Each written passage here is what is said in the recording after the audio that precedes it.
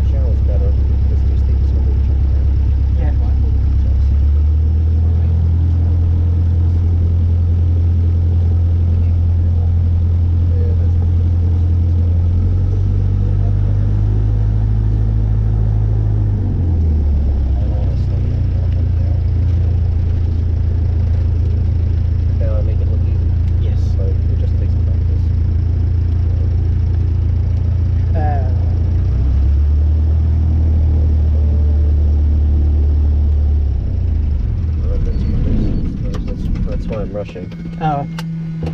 That's okay.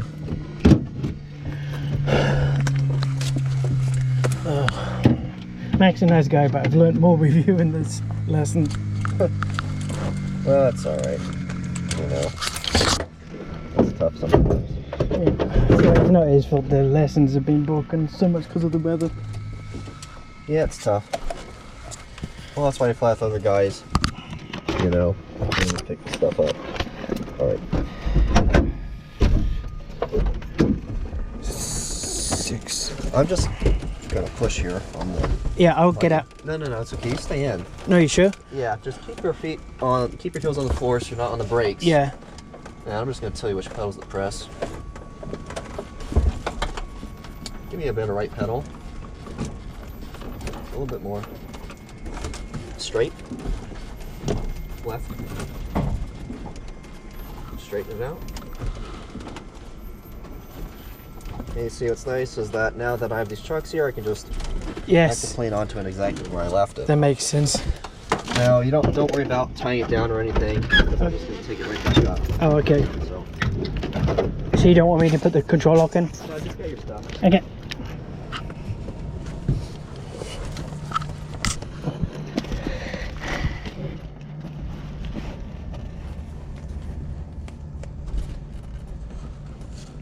Did Max teach you how to tie down an airplane? Yes, he did. Would you mind showing me? Just real quick. Yeah.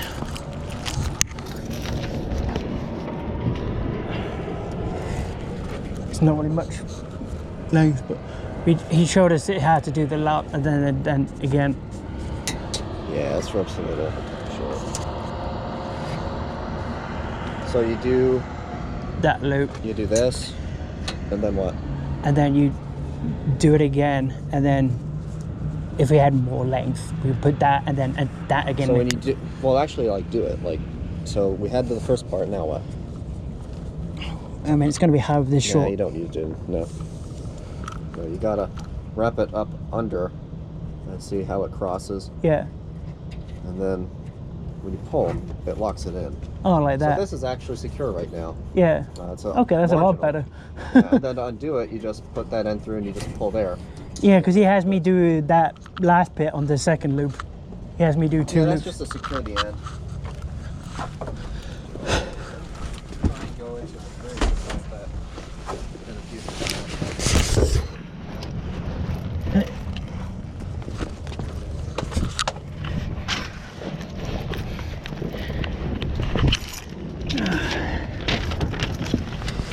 All right, that was 0.9. So good. 1.9. No, just 0.9. Oh, 0.9. Wasn't that long. If it was, our rear end would be a little more sore.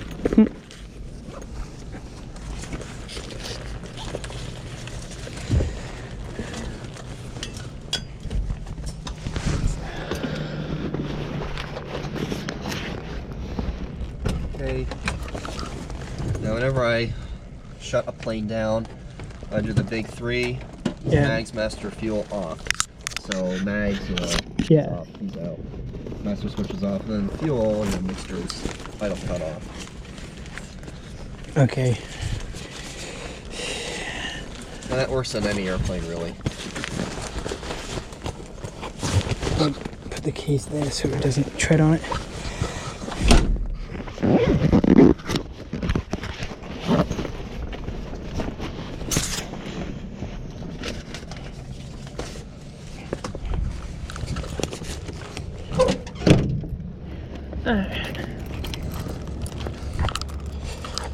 Oh. Alright. Now on the ramp, guys who are towing airplanes, Yeah. vehicles, everybody's supposed to give way to you on the airplane. You have the ultimate right of way, even over emergency vehicles, Yeah. unless the ground tells you to give way. Yeah, to hold short. Yeah. So rocks like that, you can imagine. You saw how far I could kick it with my foot, right? Yeah. Imagine how hard the plastic could get picked up and blown into something like through that 1/4 inch thick plexiglass on a windscreen Yeah. with a prop that blows it back. Right? Yeah. That's why when we come up and we get ready for the run-up, we keep in mind where our tail is. Yeah. We don't want, again, to blow any debris into other people's property that could be damaged, or another airplane. Yeah. Um, You just got to be careful. even if there's no debris, you still have a lot of wind that's being pushed back, right? Yes. So if you have you know, sometimes you'll do something called burning off the mags, which you don't actually do. You don't burn anything. Yeah. On our run-up, we had a little kind of click, you know, on the one mag, it kind of stumbled a little bit. Yeah. One of the spark plugs wasn't firing all the time because there's lead fouling on them. And if there's lead on them and it fouls the spark plugs, there's nothing to bridge a gap and create a spark, so it doesn't fire, right? Yeah. That's right. Well, you can identify if it's that, or, you know, failed spark plug, or if it's something wrong with the magneto's actual ignition system by getting that right. So what you do is you bring it up to full power and you lean it out until the engine starts to die. Yeah. And then you enrichen it so that it runs at full power again. And you hold that for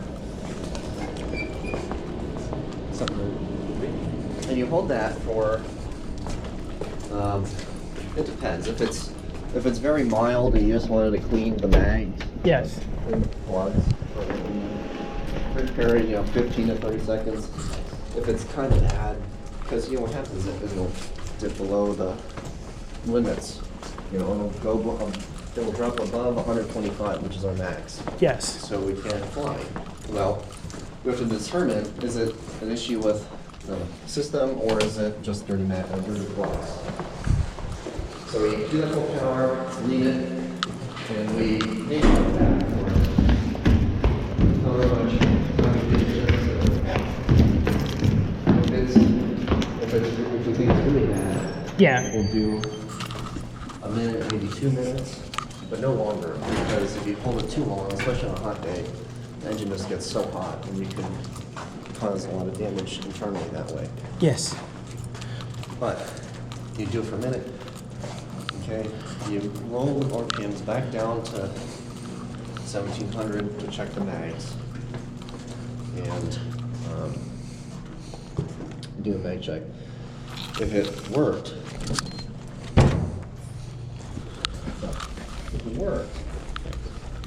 the mag check will be perfect. Yeah. If it still is iffy, and if it's still out of tolerance, it's probably something not related to the plugs. Yeah. A little worse. So, in any case, though, if it's ever out of the limits,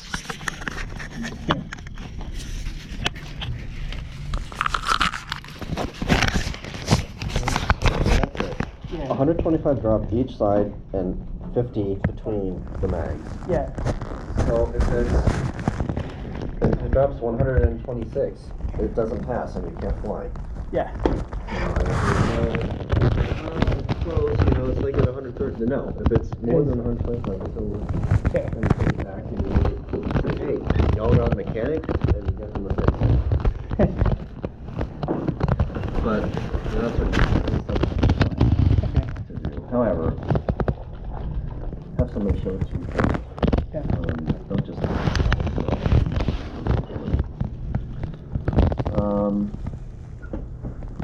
But going back a little bit, you know, you keep in mind when that tail's pointed, because if you're doing that, you're at full power. If somebody's behind you, you can get rocked and rolled by that.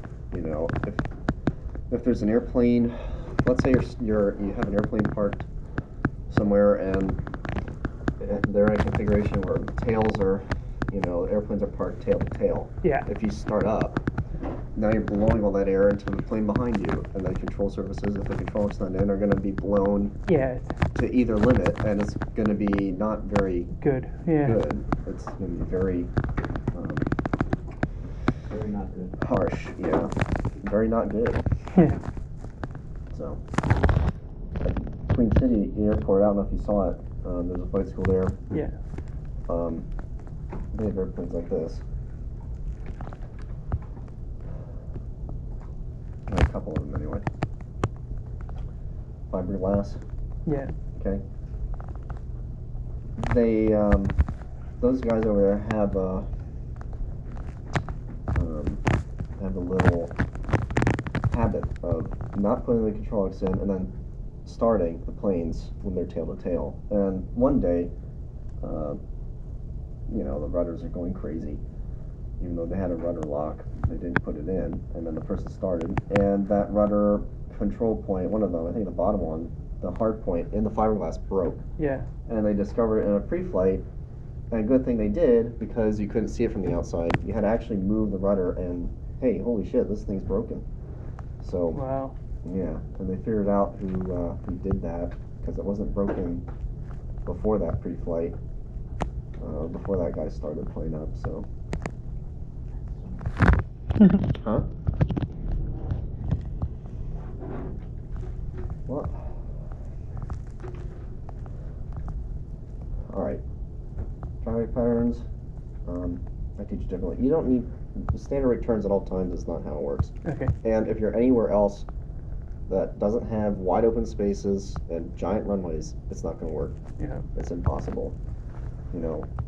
Max 30 degrees of bank in the pattern is what it is. So we can turn as little or as much as we like. Yeah.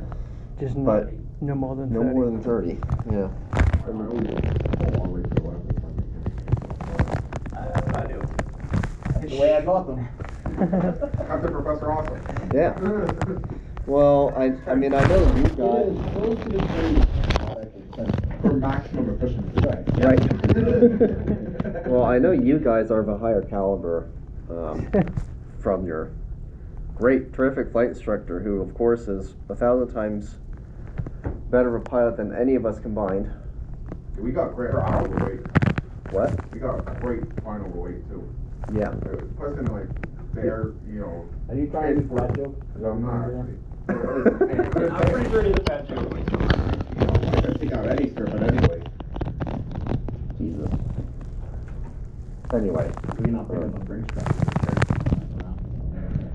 Yeah, Full button fuel.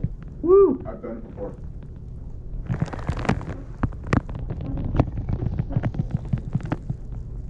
There's a little airport I go into somewhat often. It's really more practice area. Yeah, it's right near me.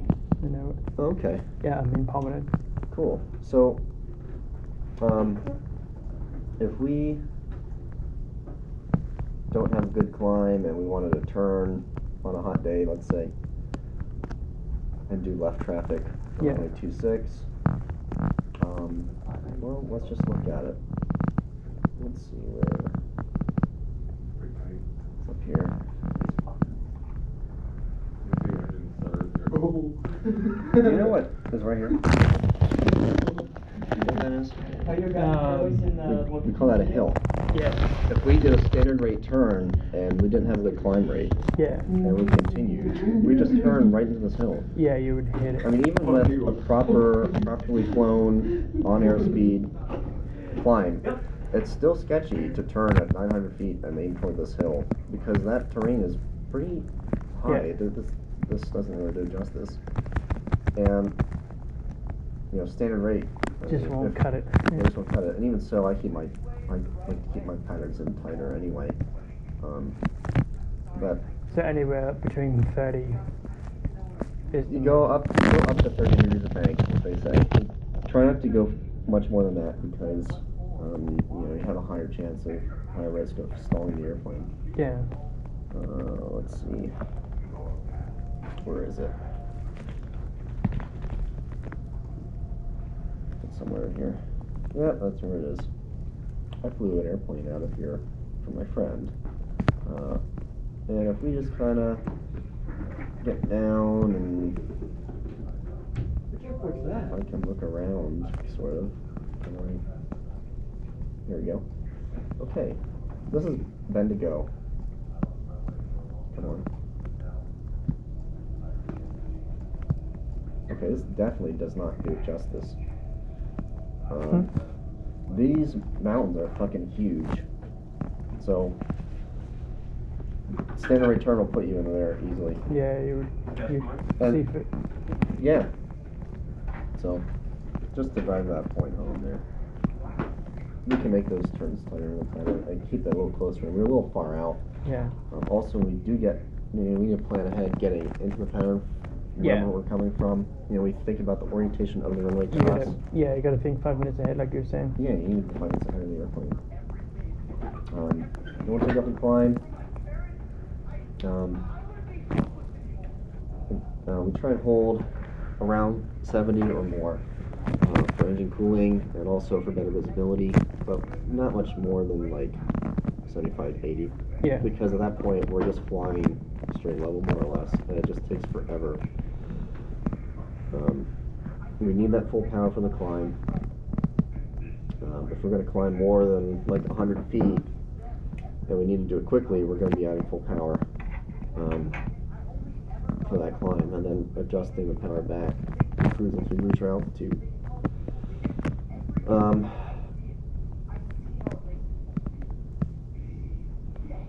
I think we kind of talked about the takeoff brief enough in the plane, but you kind of saw, and when I pulled the power back there, Yeah. it was pretty obvious, but still, that's what you're looking at. Yes. That's what you need. So that's what you need to continuously think. What am I doing? What am I doing? Now, in this case, we were flying on right heading, so we would just continue to go straight, and at some point, we around 1,000 feet, we could turn back. And with that being said, once you turn back, any point of the airport's fair game. If you wanted to land, you don't have to land on the runway. You can land on the taxiway or the grass. It's all the same. It's all, if you can make the airport, make the field anywhere is available. In an emergency, yeah. Absolutely. In the future, you can get into when the wind is blowing and where it's blowing. It's a hard, stiff crosswind.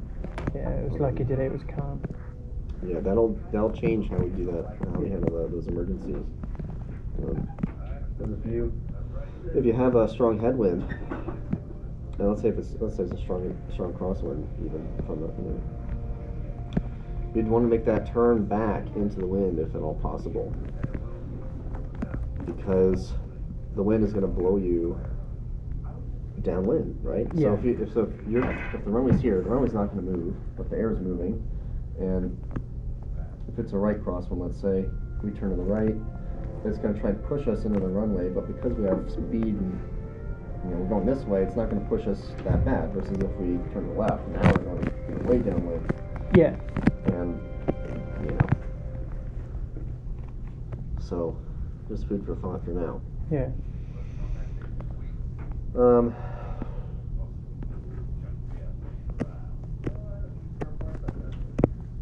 just trying to think.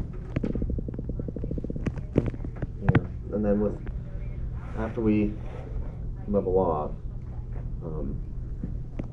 use your other senses. Don't just use your eyes. Okay, listen to the plane, listen to the wind speed, going across the airplane. You feel the G-forces are a little tougher even. Yeah. The controls are stiffer when you're going faster, right?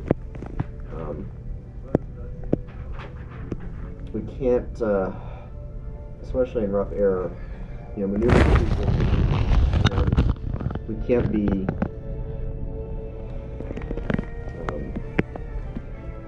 what am I trying to say here? We can't just be blasting off above maneuvering speed going through turbulence all the time. So even though there are limits and we can ride those limits, I don't want to. Yeah. Just because there's a red line doesn't mean we ride it.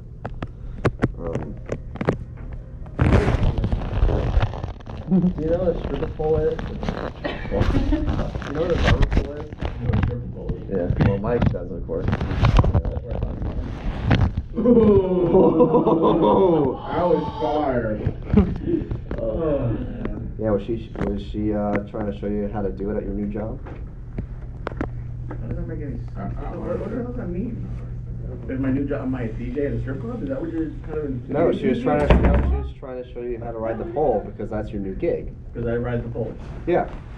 Because you're trying to make a little extra something. You just stop while you're ahead, man. You're not even ahead, you're like way behind. It's kind of like...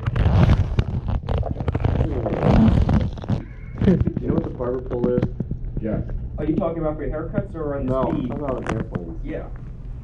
What is it? The barber pole is the yellow. It's the red line, B and E. It's a V&E. But it can adjust for different configurations. Like if you put down the box, it's gonna complex aircraft. Man, I gotta plug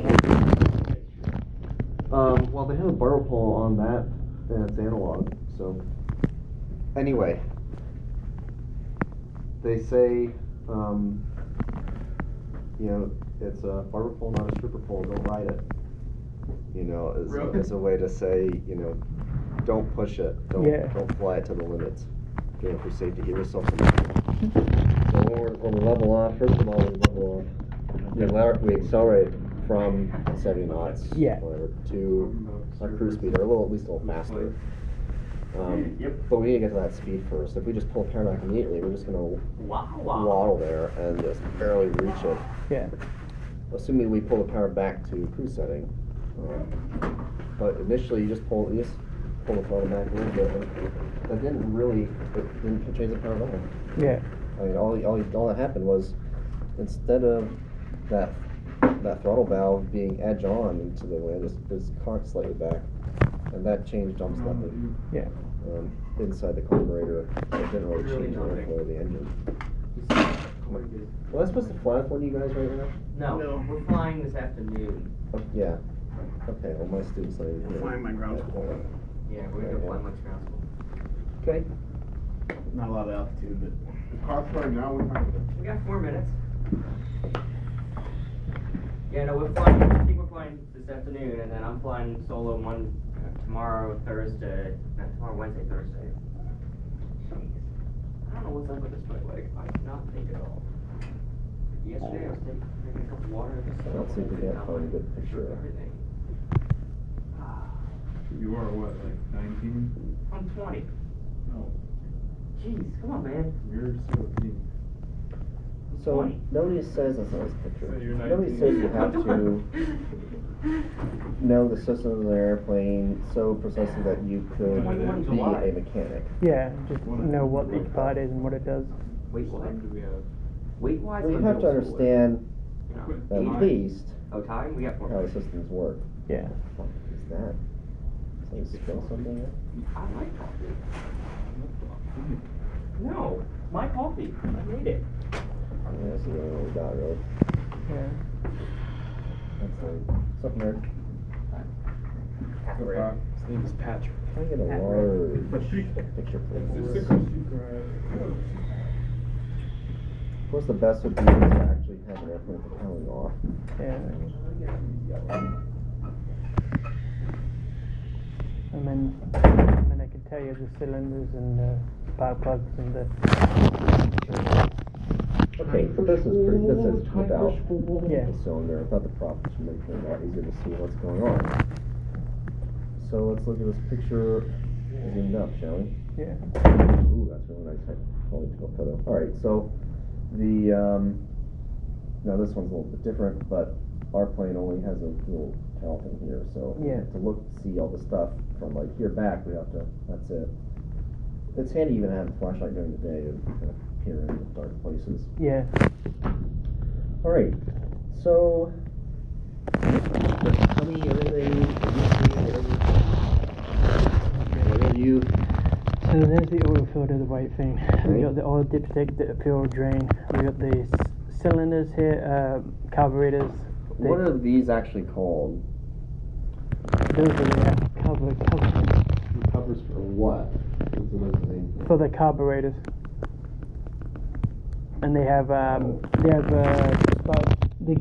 At that end they have the spark plugs. No. Mm. What goes in? Those are the spark plugs. I don't know. No, they're not. Well, we get this cylinder.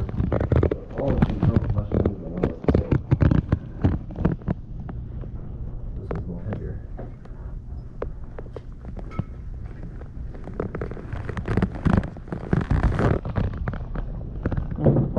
Here and there. Do those look like spark plugs? Yeah, but not fast. What are they? Those springs. I mean, okay, but they're going through. Look at this.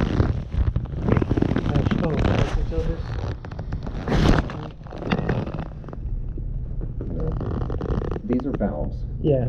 Alright. There's two valves. This is the intake valve. Sorry. This is the intake valve. Yeah. And this is the exhaust. Okay. Okay. Now, these are the valves. On top, you notice cutouts like these. Yeah. That's where these tubes go. Do you know what? The fuel and air mixture. No. No. Well, think about it. Okay, the cylinder sits like this. Okay. Okay. And if the valves are there, what actuates the valves to push them? Oh, open the air. and close? The air pressure. No. I don't know. What are these openings for? Exhaust, gas, air and fuel mixture. Huh? Fuel and air going that way and exhaust. Okay. So what moves the valves? Oh, the pressure. Of what? What's pushing against it? The combustion. No. Okay. So Your mother! How'd you know? Pushes against it. I don't like to say anything about bad things about numbers. All right.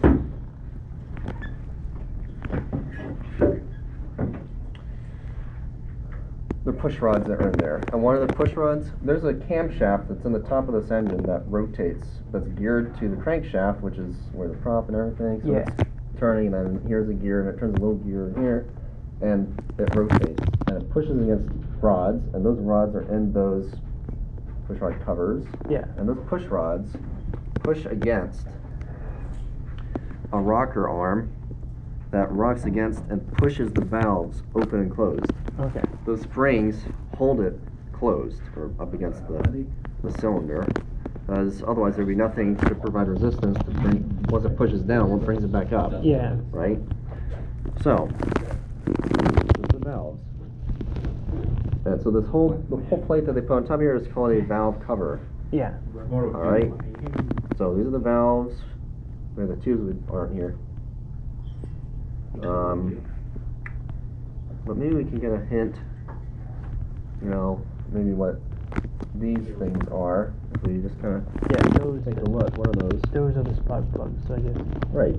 You can see here, we have where the valves would go, and then we have the two parts there where the plugs would go. Why do we have two plugs, by the way? For redundancy and performance. Right. Magnetos. Yeah. Can we see a magneto in this picture?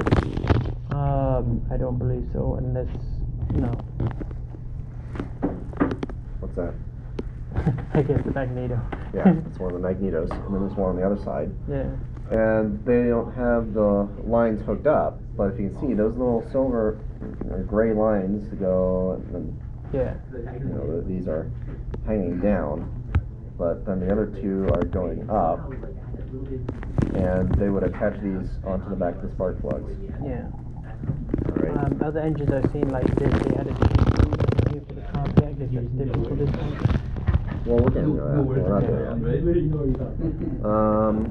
Missed again. Dude, this is Hey, he's like, alright, we'll try to get all the way back. I was like, okay. Let's see.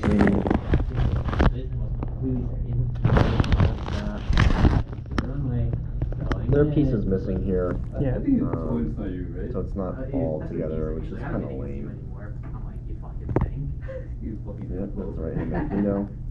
What would this be? The battery. You're struggling. Yeah, battery. What's that? Looks like the fuel drain or the fuel pump. Oh, that's for the oil. Gas. Yeah, this is the fuel strainer. Yeah. So when we pull on that, It comes out of that. out of there. Yeah. So all if there's any water in the lowest point of the system, it's going to collect there, and then we can drain it out. Yeah. All right. Now we're getting to the meat of potatoes here. What is this? What is all this shit? What is that? That's where the airflow goes in. Okay. So like what are the so like Um, airflow goes in there, and then what does it go into? into a filter, and Well, then it goes past the filter. You know, we know where that is because we saw it on the flight. yeah. Simulator for the rest of 500 hours. Right? That would be nice. I don't know. I'm not familiar with that then. This is 152. Yeah, I know. So if the cowling's here, you know, we see get down our nose, we can see that's the filter. But air filter, you know, cold air intake. What for what? What's it leading to? Cooling up cylinders, carburetors. No, No. that's not how it works at all. This is the intake for the carburetor. Okay, carburetor's here. Okay. And this is the air box. Air goes in here, goes through the carburetor, mixes with fuel, and it goes here into this air box, and then you have these induction tubes that go into the cylinder, goes through the intake port, piston, boom, exhaust goes out here, and then they don't have it hooked up. But they have exhaust manifolds that would go back to, well actually it wouldn't go back, it would go, kind of go straight down. And this goes on 152, they go down here, and then the tailpipe's there. Then you have the two on the other side that have the manifold. Yeah. What's this cable? Actually, What's that little? You know, this piece, and it goes back. What's that connected to? Do you think?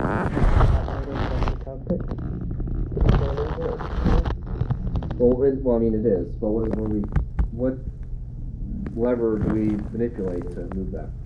We have the valve shuttle. Pole thing that we put next to the The carb heat? Yeah. That's not it. That would be this. Okay. This is the carb heat. When you pull that on, it pulls this back and it changes the direction of a flipper, and it would get the hot air from the. Where does it get the hot air from? From the carburetor, the heat of the engine. Okay, but it draws it from somewhere. It doesn't just draw it out of thin air. There has to be a container that it draws it from. Where's the container at?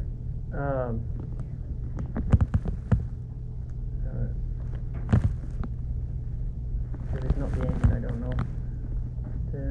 This thing. Alright, so these exhaust pipes here, there's a exhaust manifold, and then there's a shroud. The shroud there's a sealed thing. It goes around the exhaust tube, the exhaust manifold, and the air inside there gets heated up by the heat of the flame and all that shit burning and coming out of the tailpipe, and it heats that air. When you pull the carb heat on, it moves that flipper, and it'll take some of that warm, less dense air and put it through the carburetor. Okay. Now you say, you know, we're talking about engine cooling and stuff. Yeah.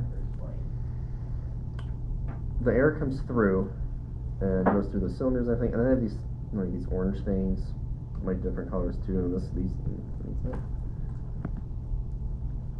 plane doesn't have them, but this plane they're red. Okay, they're called baffles. And they're little rubber pieces.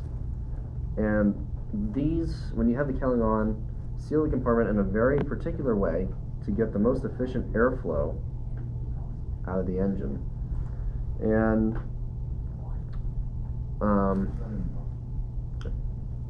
let's see, I think in this case, I'm going to go through and then, you know, pass through the radiator and go into the, in this case it goes into there. Let's see. It's 150, I'll do the 152. Oh, here, here's the other side of this plane. Okay, cool. Here we can see the strut and how it's bolted directly to the firewall. Yeah. Right here.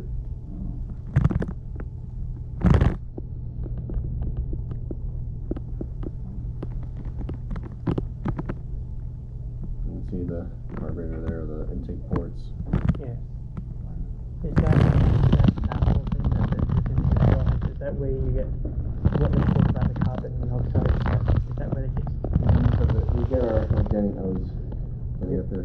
that's Yeah. where we also get our cabin heat. Yeah. So there's going to be a baffle that goes to the cabin, you know, some tubing, and when we pull the cabin heat on, it gets air going through that. And Yeah. Well, now if there's a leak and there's a hole and there's exhaust coming out going into the shroud, and it goes into the cabin from breathing exhaust, and that has carbon monoxide in it. Yeah. It's okay. So, but anyway, what I'm getting at is that they designed these very specifically so that the air kind of goes sort of in and then down and out. That's why the bottom, if you ever noticed, of our cowling is open, Yeah. because that's where the air goes in and then it goes out. I don't know if I grab it.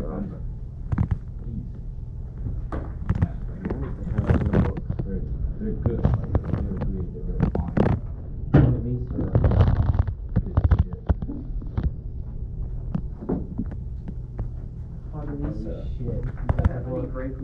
Oh my God! Shit is about to get serious right there.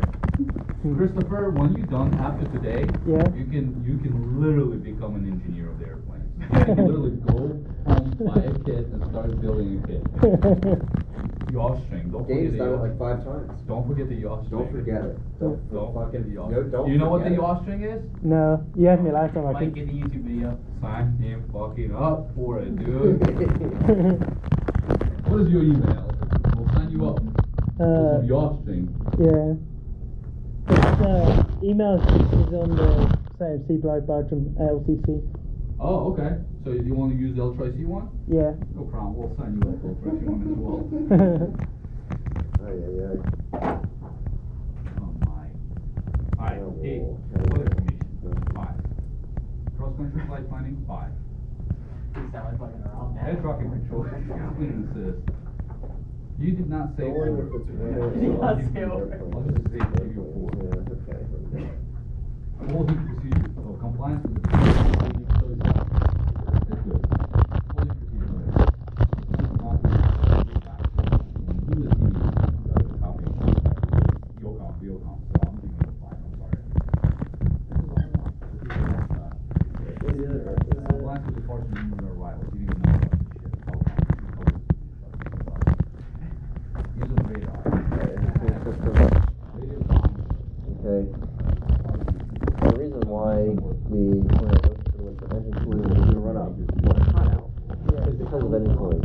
Because the air is not going really fast enough through the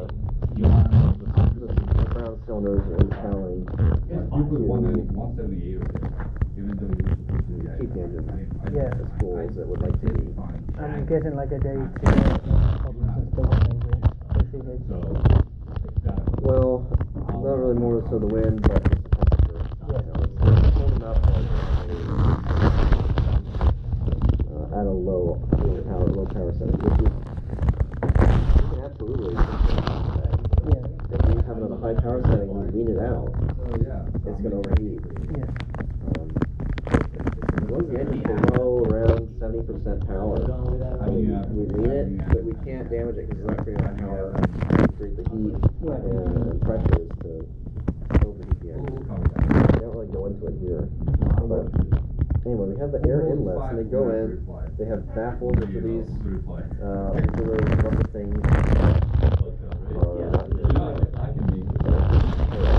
So we put the cowl on. The baffles control and direct the airflow, and they get it to go down through around the cylinders. And in this case, there's a fixed cowl opening like an airplane, and it exits out the bottom of the plane. That's how it's supposed to work, Yeah. and that's why we have it.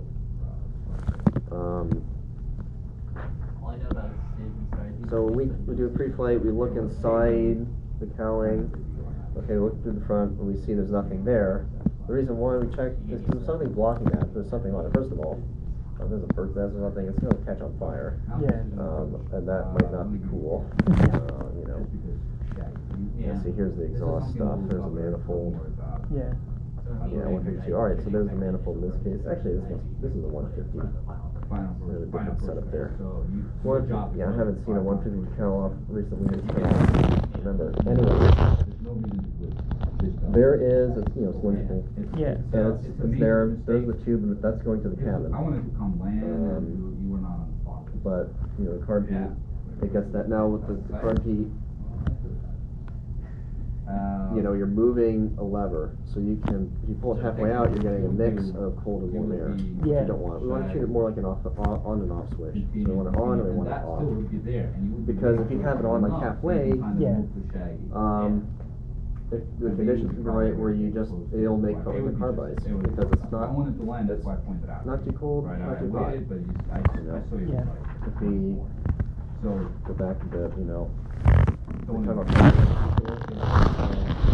icy potential. precision Yeah. approach. High potential if you're, let's say, around freezing, and the relative humidity is about 80%. But anywhere else, carburizing is possible, even above 50% humidity.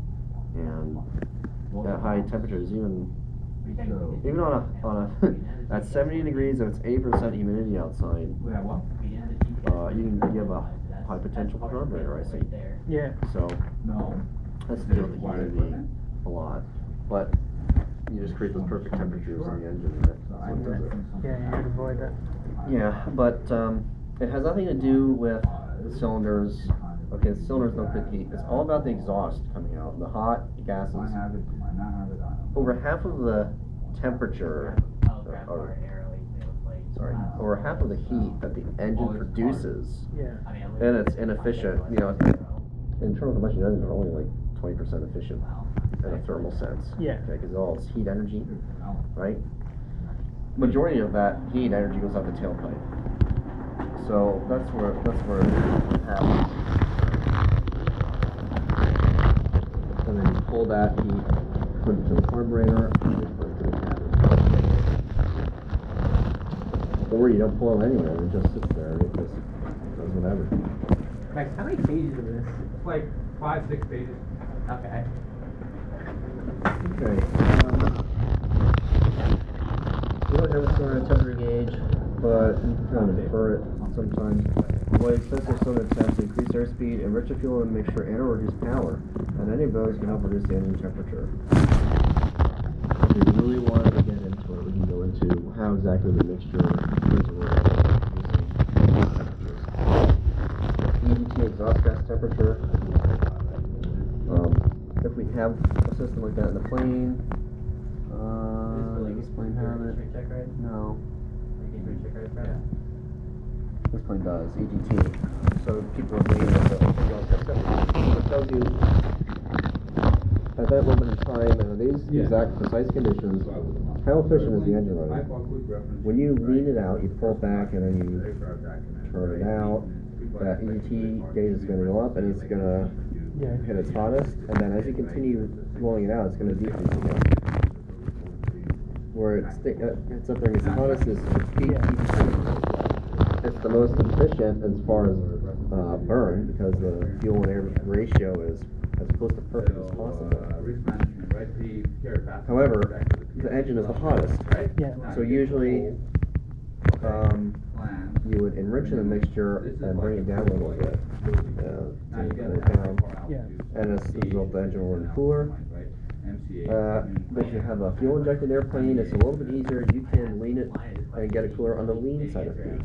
So as a general rule of thumb, as you lean it out, the engine gets hotter, but only to a point, then it starts to get cooler again. Yeah. The thing is though, with carburetor engines, specifically horizontally opposed 4 cylinders on training airplanes, the carburetor just it doesn't provide a good mix of air and fuel to all 4 cylinders that you can really take advantage of.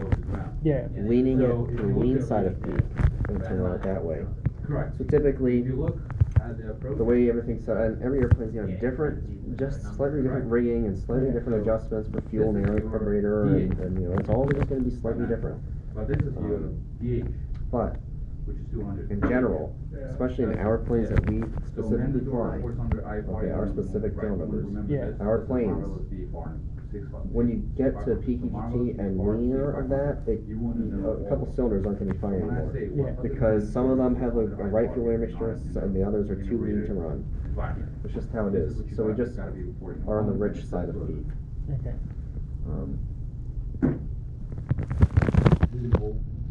fixed one, right? But with that being said, again, you want to avoid the high cylinder temps. The cylinder head is, well, actually, there's nothing but over here. It's a cylinder. Yeah. The cylinder head. There's if the cylinder has You gotta be doing this now. So these are a probe, it's just going to screw right in, and it's just going to be a temperature probe. It's going to read what the temperature of that cylinder is. Especially in non-radar environment. Why do we want So if high it's cylinder like head the temps? altitude of Oh, what because of So detonation and pre-ignition. maintain Which they talk about here, detonation, pre-ignition. And in either case, it's harder to, and they say even right here, they often occur simultaneously and one may cause the other, and either condition causes high temperature affected by decreasing performance, and it's hard to distinguish the difference. And there are different ways that you can prevent that from happening. One of them, like, not being at high power settings with the mixture means, because it just gets so hot that, in detonation's case, let's see. This is not a radar vector. Radar vector is like turn right, turn right, turn right. If you're an extended high power steep climb, clear. and you lean it out, it gets super hot, and then instead of burning, the cylinder will come up and it'll just more or less explode. The normal combustion process, the cylinder actually is pushed, Yeah.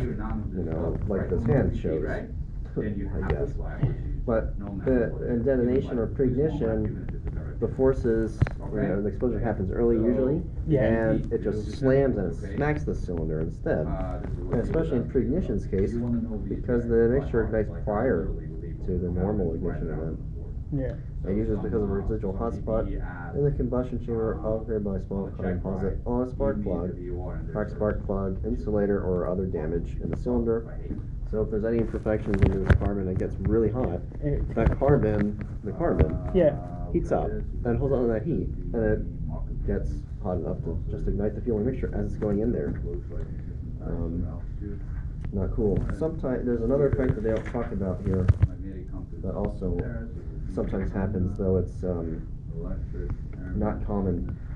And to be honest, I don't remember all the reasons why it happens, but they call it dieseling, Yeah. where the engine will run and it's so hot that just the compression process with the fuel mixture is enough to detonate it. Yeah. And that's how a diesel engine works. There's the spark plug.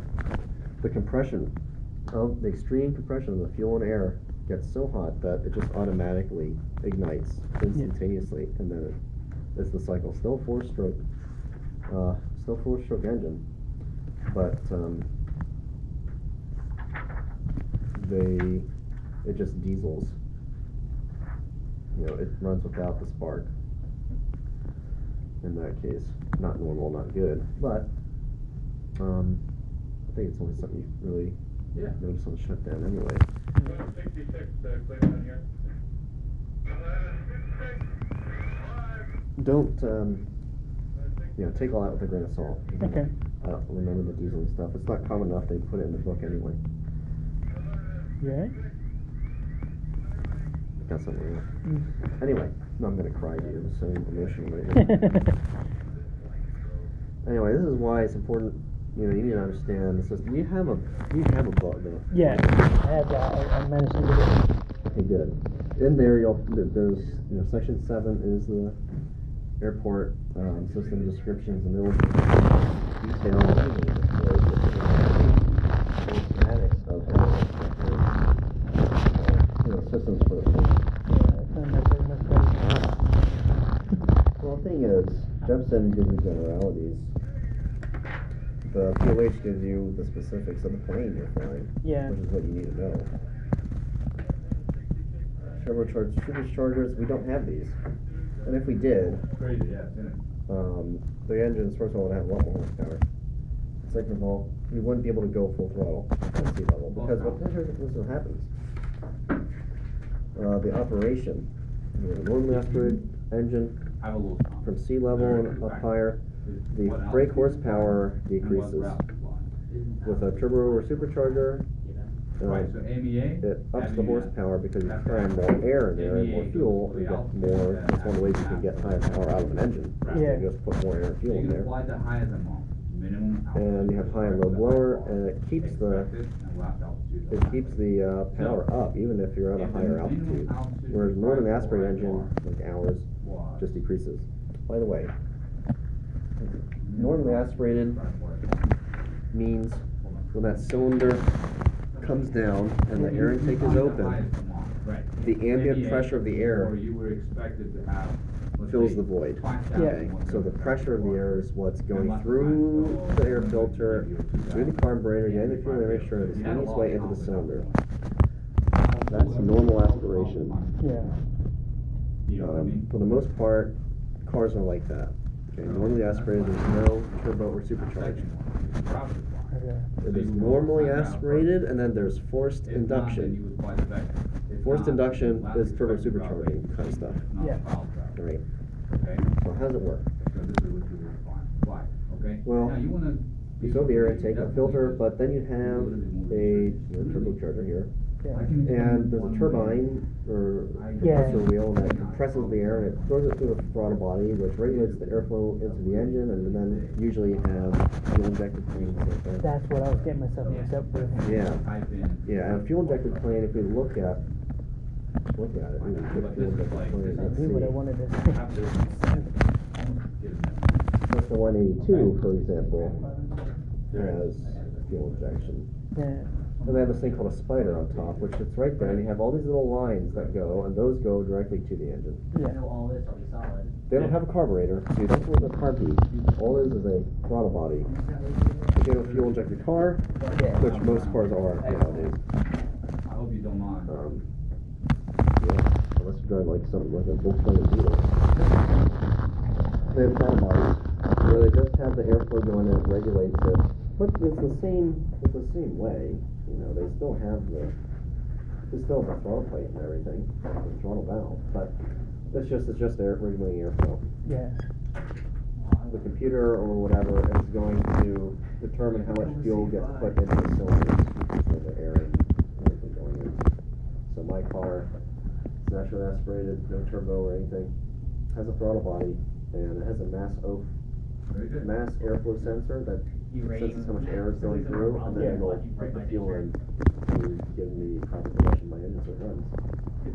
But anyway, gets forced in, compressed, forced in, fuel gets squirted in, it burns, then it goes out the exhaust, and the way that this works is that the exhaust gases pass through the turbine, the gas turbine here, and it vents out, and when it goes past those blades, it turns them, because it's like a windmill, right? Yeah. Or a turbine, that's why they're called turbines.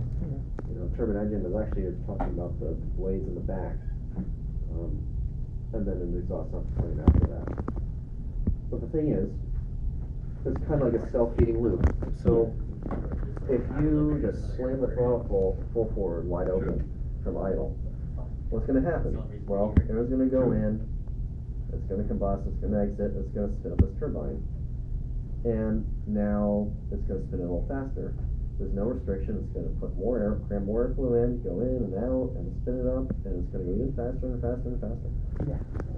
And at sea level, if you firewall it, and you cock that throttle body all the way, wide open throttle, it's going to blow the manifold off the plane. Something's going to give way because you're cramming way too much air that the actual physical pieces can handle. And if that doesn't give way, a cylinder will, because you're cramming too much pressure inside the cylinder to actually handle, the explosions and everything. The metal can't take it. So, this 182 is naturally aspirated, and the 172 there is also. Still has to be proppant everything, so you control the throttle with that, the throttle, maintain whatever plane select, but it's all kind of the same. Yeah. Really. However, because it's the 182, it's naturally aspirated, you can firewall it. If you have a turbocharged supercharger, you can. You have to move it forward and then look at the pressure indications and make sure you don't exceed them. Don't have the red line. Probably the aircraft that dropped them off. 108 will not. Are you familiar with this airplane? Will not. When we're able, given demand. Okay. Let me look here.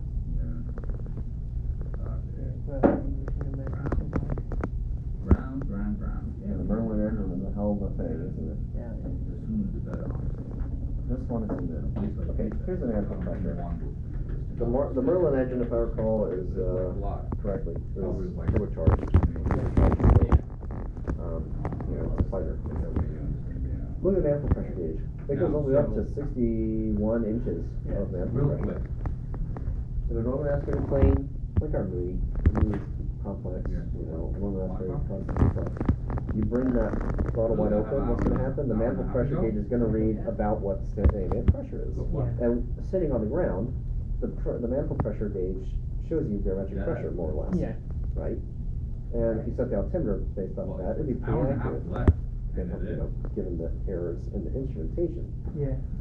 But it would never go higher than that. It can't, because there's nothing to increase the pressure. It's just the pressure of the ambient air going into the engine.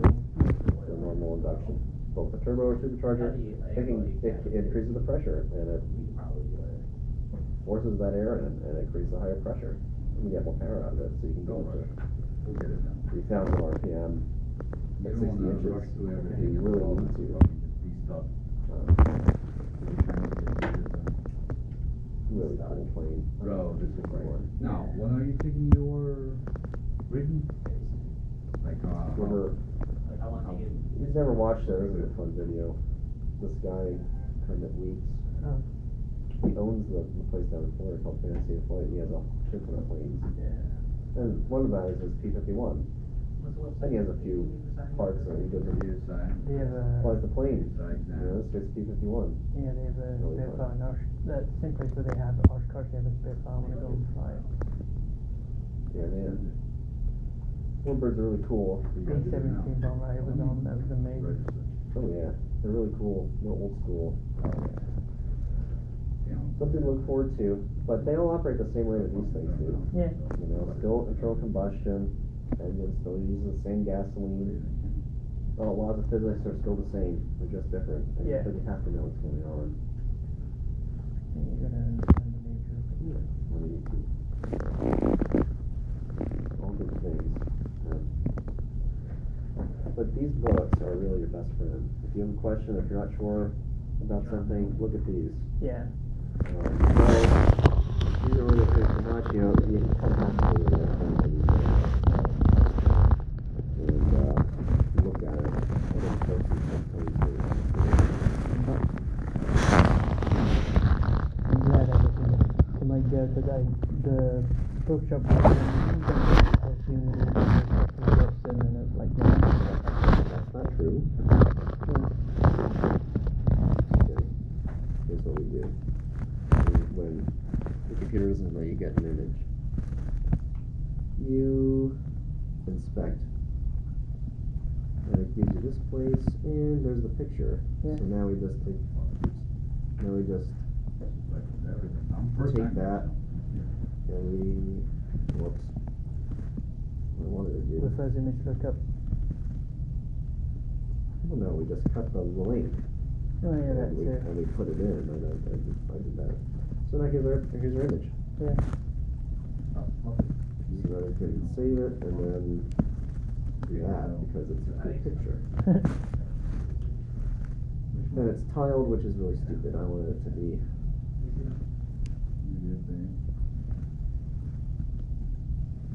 I want to be centered. Just a little biatch. Oh, they set you to basic. I guess so. See if I'm back down.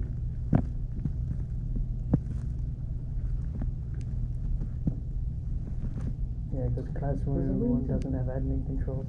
Yeah, but there's still a way to do it. Oh, federal agencies. FAA, federal aviation airmen. Knowledge testing. That's what you're doing. Just trying to think. 2 registrants scheduled. Okay.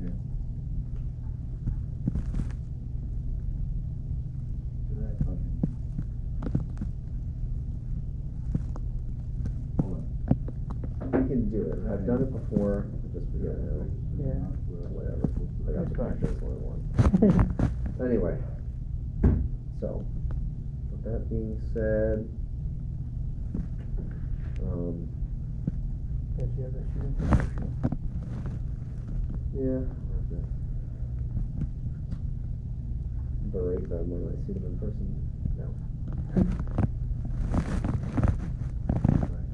There's a lot of cool pictures of planes. Yeah.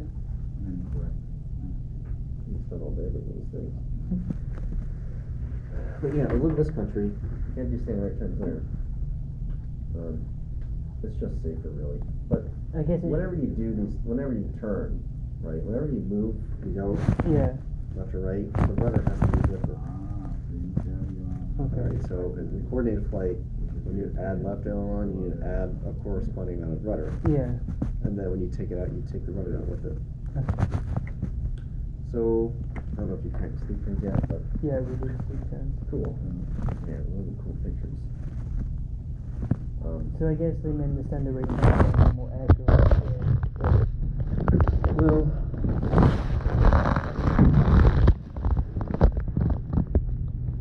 it's just not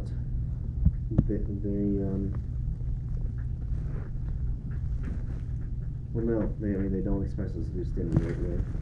For normal turns. It's only, again, like when they want us to do The 360s. 360s. Okay. Because let's think about it. If we did a 30-degree bank turn, we're gonna be done that in like 10 seconds. Yes. Why did they ask us to do that standard rate, that right 360? To show our airmanship? No. It's because somebody's coming in, they're 3 miles out, and for us to do left downwind, we'd be too close. Yeah. It would be. If we turned too early, we could cut them off, and it would be a traffic conflict. Yeah. Or we'd just come in way too soon, they'd be landing, just get off the runway as we'd be touching down. Yeah. Or A lot of things. Yeah. how about wake turbulence, right? Yeah. So wake turbulence avoidance. Okay. So It just needs some time. Giving us 2 minutes to give. That's usually enough time for them to dissipate a little bit, depending on the plane. yeah. That would be so fun. Yeah. I mean, it's hard to kind of understand and qualify now. For me, I have a lot of experience flying, having those stick and rudder skills. Yeah. Like gliders, all you fly is the airframe.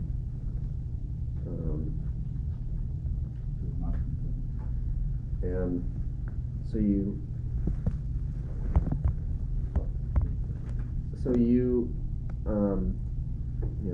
the qualities. No. And all you do is get in tune with how wings fly, because you're not flying an airplane, you're flying a wing. Yeah. And anything you strap yourself into, you're flying the wing. And that's how it all works. So in this, you're flying wing. But the reason the glider step is because they have very efficient wings, because they have a very high aspect ratio. Shut your mouth, biatch.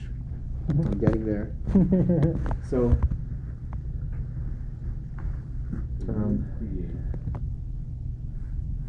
high aspect ratio is a description of how long the wing is compared to its length from leading edge to trailing edge, which is the wing chord, right? So that's the wing length compared to the chord. Yeah. And the higher the ratio, the longer and usually skinnier the wings are. That's what gives them the efficiency. I don't really know the exact science about why exactly that works, but it just kind of makes sense, doesn't it? Yeah. A rocket ship, or even a modern fighter jet. Not even a modern one.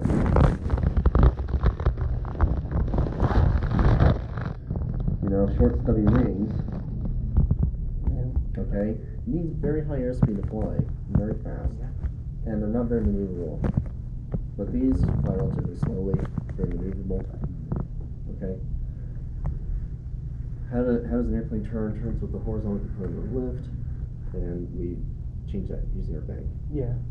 How do we bank the airplane? We use the ailerons, right? Well, what happens? We use the ailerons. Let's say these guys are rolling to the left. Whichever way your thumb points is where the control surface moves. So when you're doing a control check in a glider, that's what you're doing. When you box the controls. Yeah. That aileron goes up, elevator goes up, that aileron goes up, and then, you know, they go down correspondingly. If you had a canard, if you pushed forward, the canard tip would go up too. It's whatever, the back end of whatever control surface is going to move up when you pull your thumb to it. So when you look to the left, this aileron goes up, that one goes down, and it rolls, right? Well, how does it roll? It changes the angle of attack. The angle of attack is the relative angle from the relative wind to the chord line of the wing. And remember, the chord is from the leading edge to the trailing edge. So when you turn left, this raises up. The angle of attack goes from like this to, let's say, like that. It decreases, so you reduce lift here a little bit. And on this wing, you deflect downward, you go from here to here and increase the lift, increase the angle of attack. Right? So it lifts that side too. Now, when you create lift, you also create drag. Induced drag. The drag created by lift. So what happens is, if you just straight up take that stick only and move it to the left, it's going to pull on the right wing, and your nose is going to yaw to the right as you roll. And then it'll swing through. And this game has told us about 30 million times. That's called adverse yaw. And adverse yaw is why we have a rudder. Okay? So to compensate for that yawing action, we use the rudder. And how much is, well, it depends. And that's why I say it corresponds with. So it depends how much you use. If you use a lot of aileron input, you're going to need a lot of rudder. It also depends on the airspeed.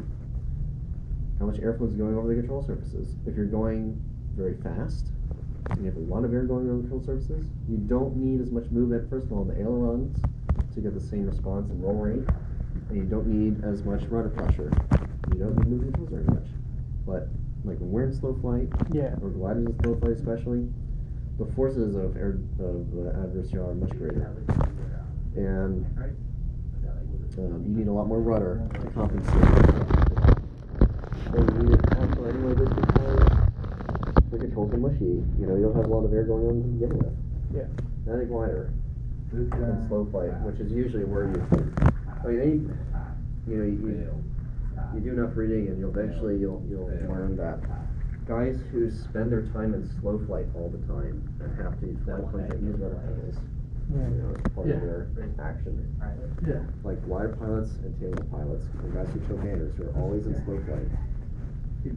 They always make good stick and rudder pilots. Why? Because you're always flying on the edge of the envelope, and you can really get in tune with how an airplane behaves and where, you know, what state it's in, without having to look at the instruments, without having to focus on them. So, gliders, when you're thermally, you know, all the fluffy clouds that come up, there's a thermal underneath every one, rising column of air. And when you get into that, the rising column of air goes up faster than your sink rate. Now, when you are in slow flight, you're closer to the minimum sink speed anyway, which is the slowest rate, which you'll come down. Different than best glide. And you go up.